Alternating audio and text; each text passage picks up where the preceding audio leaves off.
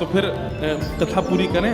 वो महाराज जी को सब लोगों ने कहा तुम दंडोत्सव करो, तो उन्होंने कहा ठीक है, मैं अगले 7 दिन के लिए दंडोत्सव करूंगा।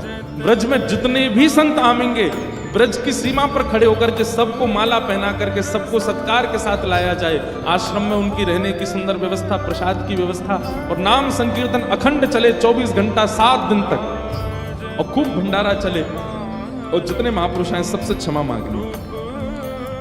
तो जब ये दंडोत्सव का बात हुई तो गुरु जी ने दंडोत्सव लिया, और चेला बेचारे जिनको किशोरी जी ने चिन्ह दिया, तो वो मन में सोचने लगे ये क्या हो रहा है, मेरे कारण मेरे गुरु जी को दंडोत्सव करना पड़ रहा है। तो उन्होंने अपने गुरुदेव के सामने प्रणाम करते हुए अपनी झोली फैला के कहा, गुरु जी मुझे एक भिक्षा दे दो। तो क्या चाहिए? बोले जो दंडोत्सव आप करना चाह रहे हैं मुझे करने दीजिए, आप विराजिए, आपकी जगह मैं करूंगा, मैं शिष्य हूं आपका। तो बोले नहीं नहीं, अपराध हमने किया तो तुम क्यों करोगे? बोले गुरु जी बस यही कृपा चाहिए। तब बड़े संतों ने मिलकर के सबने कहा कि भाई देखो शिष्य कर सकता है, अगर इनकी इच्छा है तो ये कर ले। तो फिर गुरु जी का दंडोत्सव उन्होंने ही किया जिनको चिन्ह किशोरी जी ने प्रदान किया, दंडोत्सव। इस प्रकार भैया जिनसे ये अपराध बन जाता है ना, कभी कंठी माला पहनने के बाद अपराध बन जाता है, किसी वैष्णव के प्रति कुभाव बन जाता है, किसी तीर्थ में जाकर के कोई पाप बन जाता है, उनको ये सब दंडोत्सव करने चाहिए।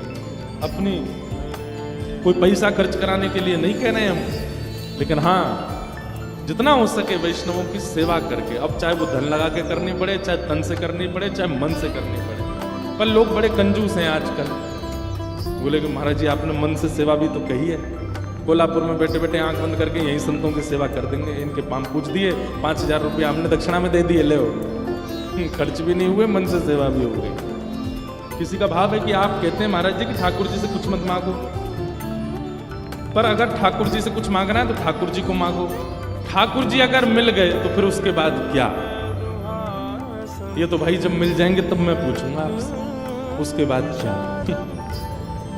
सही बात तो ऐसी है कि ठाकुर जी मिल जाएंगे ना, ठाकुर जी सदा के लिए तो नहीं रहेंगे, थोड़ी देर दर्शन देके चले जाएंगे, और फिर आपके चित्त में अखंड प्रेम प्रज्वलित करके जाएंगे। अनंत प्रेम के रस में आप डूबने लगोगे, जिसको देखोगे उसी के प्रति प्रेम उत्पन्न होने लगेगा, उसी के प्रति श्रद्धा भाव, उसी में ही वैष्णव दर्शन होने लगेगा।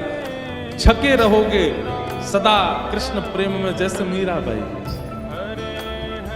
जिन भेषा मेरो सावरी जी, जिन भेषा मेरो सावरी है, जिन भेषा मेरो गिरधर रीझे, जिन भेषा मेरो गिरधर रीझे, जिन भेषा प्यारो विठ्ठल रीझे, भेषा प्यारो विठ्ठल रीझे, सोही भेष धरूंगी हो मैं तो, सोही भेष धरूंगी। अरे हाँ मैं तो सोही भेष धरूंगी हो मैं तो, सोही भेष धरूंगी। अरे हाँ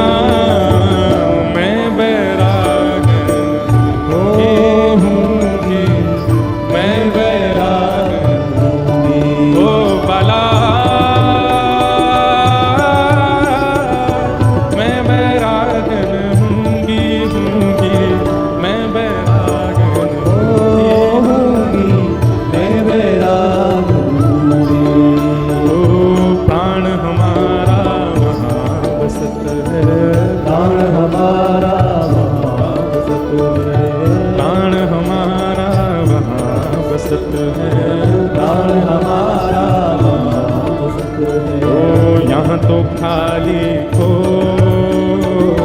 यहाँ तो खाली को, हाँ यहाँ तो खाली को, यहाँ तो खाली को। मात पिता परिवार सोई है, मात पिता परिवार सोई है, मात पिता परिवार सोई है, मात पिता परिवार सोई है। ओ कहिए तिनका तो भला, कहिए तिनका तो, हाँ भला कहिए तिनका तो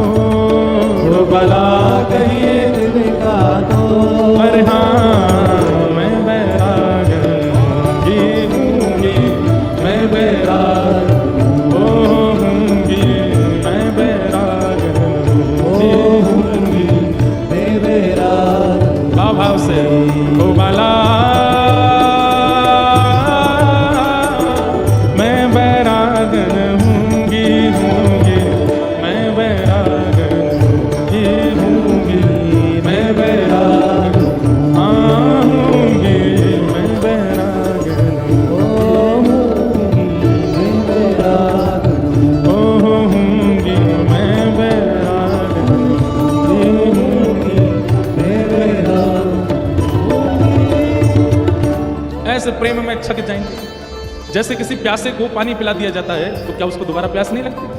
लगती है। ठीक वैसे ही ठाकुर जी एक बार शीतलता दे देते हैं दर्शन देके, और उसके बाद जब जाते हैं तो फिर से वही स्थिति और दुगनी हो जाती है, मिलन की उत्कंठा और ज्यादा व्याकुल कर देती है। ठाकुर जी का मिलन परिपूर्णता नहीं कर देता। इसका मतलब ये नहीं है कि आपका अब इच्छा नहीं होगी, बल्कि पहले से और तीव्र इच्छा प्रकट हो जाएगी।